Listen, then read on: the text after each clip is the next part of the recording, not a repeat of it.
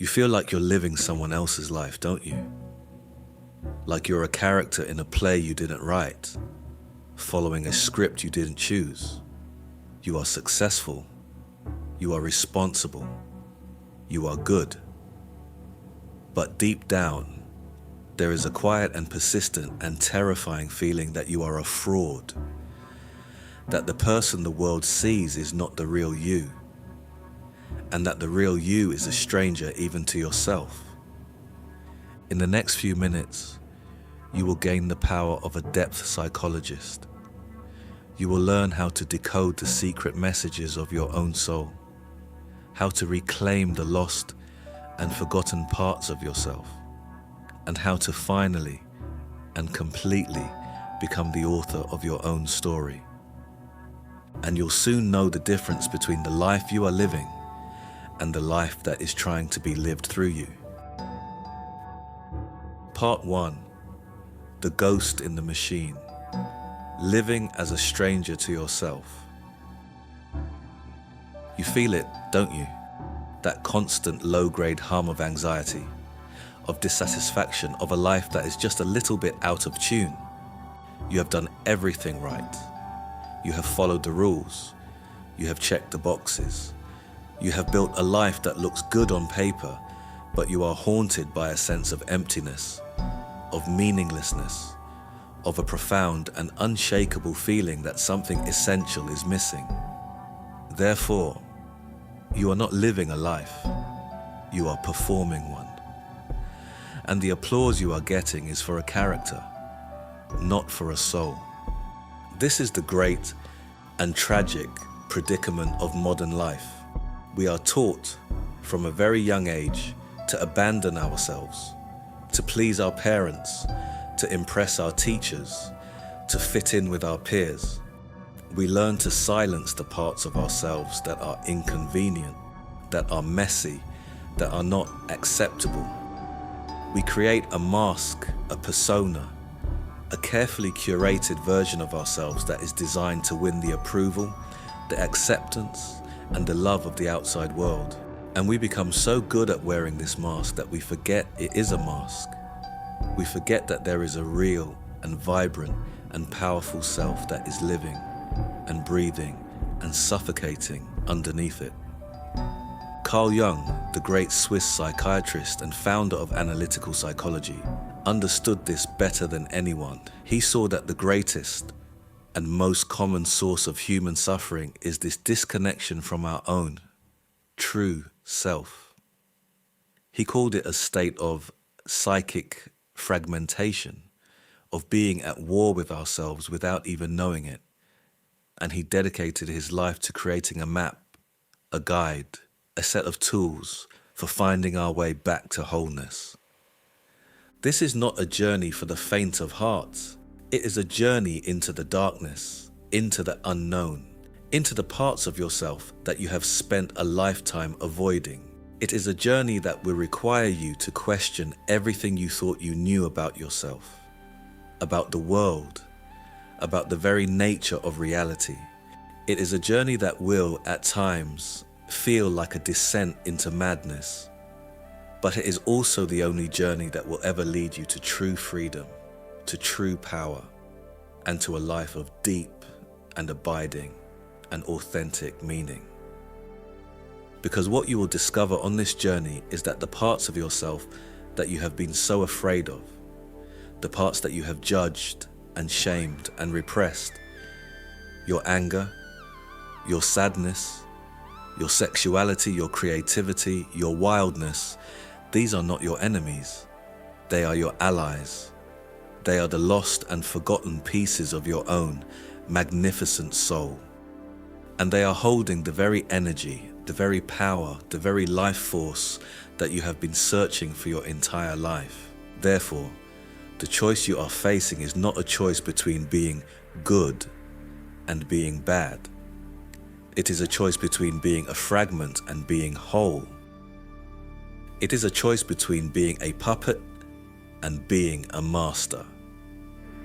It is a choice between living a life of quiet desperation and embarking on the greatest adventure of all, the adventure of becoming who you are always meant to be.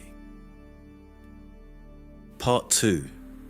The Path of Individuation. Jung's Map to Wholeness. So, how do you begin this journey?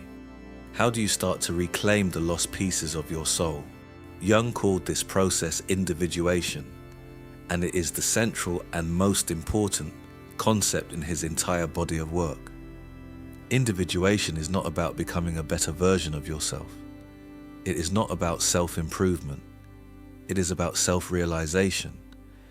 It is the process of becoming a whole and undivided individual. It is the process of integrating the conscious and the unconscious, the light and the dark, the masculine and the feminine, into a new and more complete sense of self. This is not a linear process. It is a spiral, a dance, a conversation between your ego, the part of you that you think of as I, and yourself, the deep and wise and mysterious center of your being. And it unfolds in a series of stages, of challenges, of initiations. The first stage is the encounter with the persona.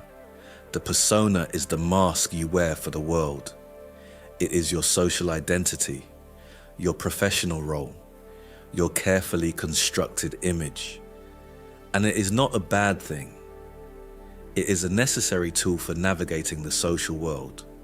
But the problem arises when you mistake the mask for your true face, when you become so identified with your persona that you lose touch with the real you that is living underneath it. The first step of individuation, therefore, is to start to see the persona for what it is, a role you are playing, not the essence of who you are. This leads to the second and most famous stage of the journey, the confrontation with the shadow. The shadow is everything that you have repressed, denied, and disowned about yourself. It is your dark side. It is the part of you that is angry, selfish, lazy, and cruel. It is the part of you that you are most ashamed of, that you most desperately want to hide from yourself and from the world. And it is also the part of you that holds your greatest power, your greatest creativity, and your greatest potential for wholeness.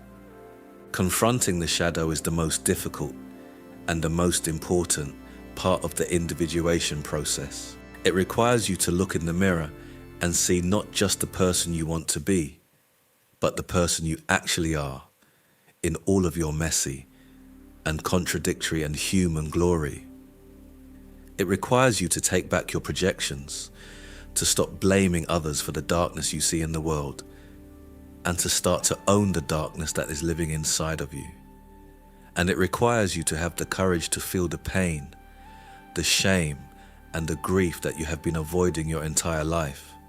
But if you can do this, if you can have the courage to turn and face your own shadow, something miraculous happens.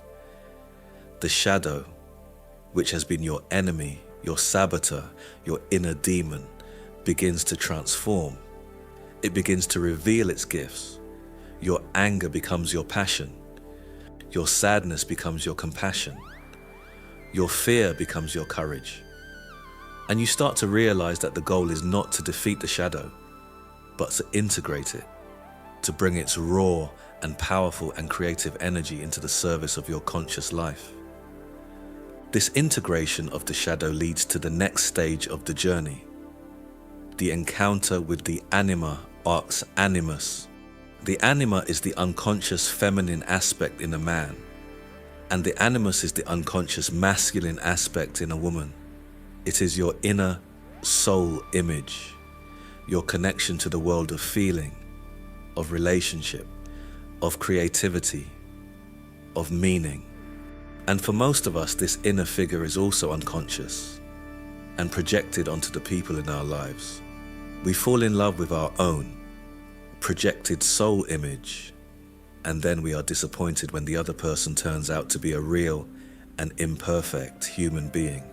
The work here is to withdraw these projections to take back our own soul and to start to build a conscious and loving relationship with our own inner anima or animus.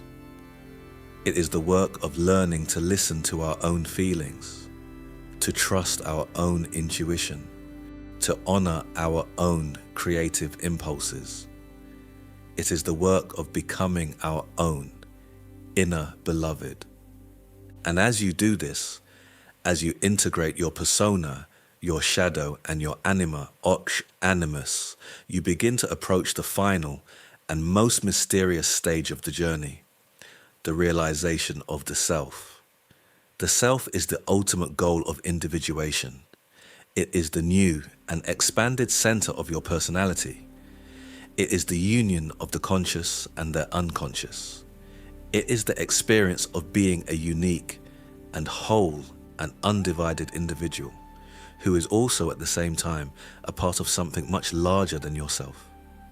It is the experience of being finally and completely at home in your own skin, in your own life, in your own unique and beautiful soul. This is the map. This is the path. And it is a path that is calling to you. Right now, it is calling to you in your restlessness, in your dissatisfaction, in your quiet and persistent and holy longing for something more. The only question is, are you brave enough to answer the call? Part 3. The language of the soul. How to decode your dreams. So, how do you begin to have this conversation with your own deep self? How do you start to listen to the voice of your own soul? Jung's answer is simple and profound. You listen to your dreams. For Jung, dreams are not just random, meaningless firings of the brain. They are the primary and most important way that the unconscious communicates with the conscious mind. They are letters from the self, written in a strange and beautiful and symbolic language. Learning to understand this language is one of the most powerful skills you can develop on the path of individuation. It is like learning to speak a new language, a language that is not made of words, but of images, of feelings, of stories.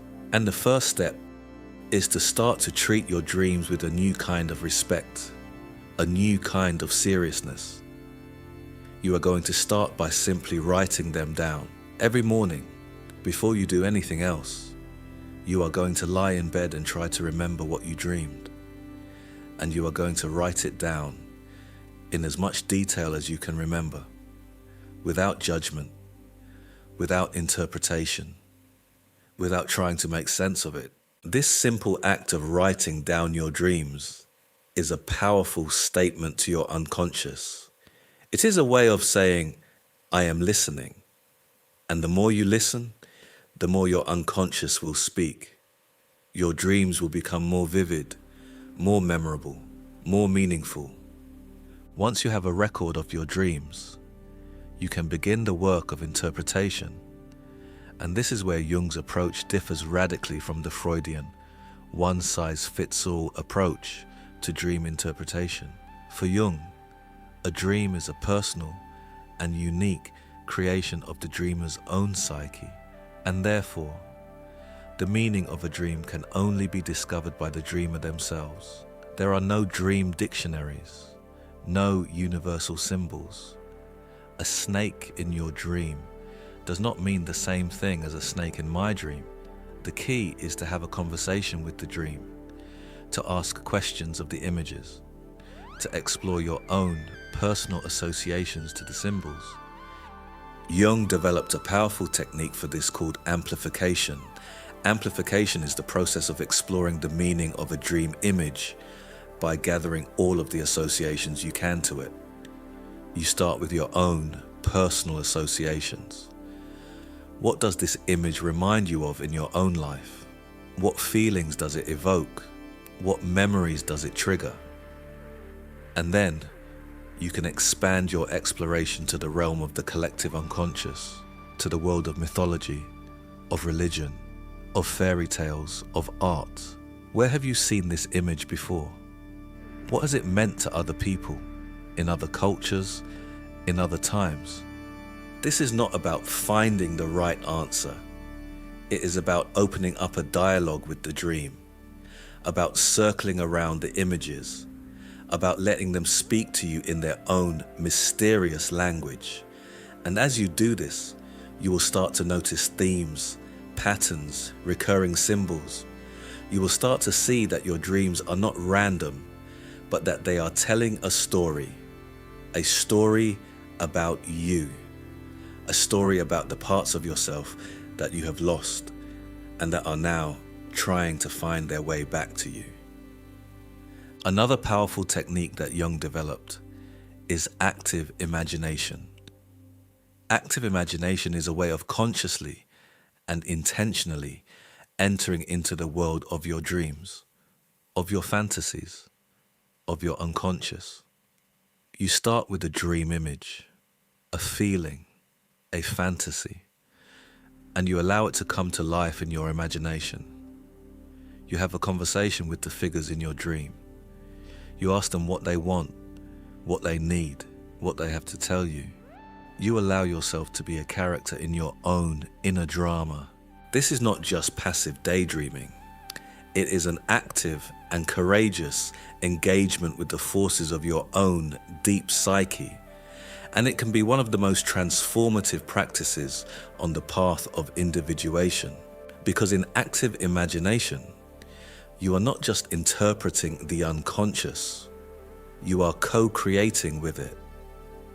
You are building a bridge between your conscious and your unconscious, between your ego and yourself, and you are participating directly in the process of your own psychological and spiritual transformation. This is the work of becoming a dream worker, a soul listener, a student of your own inner world. It is the work of learning to trust the wisdom that is living inside of you, the wisdom that is speaking to you every single night in the secret and sacred language of your dreams.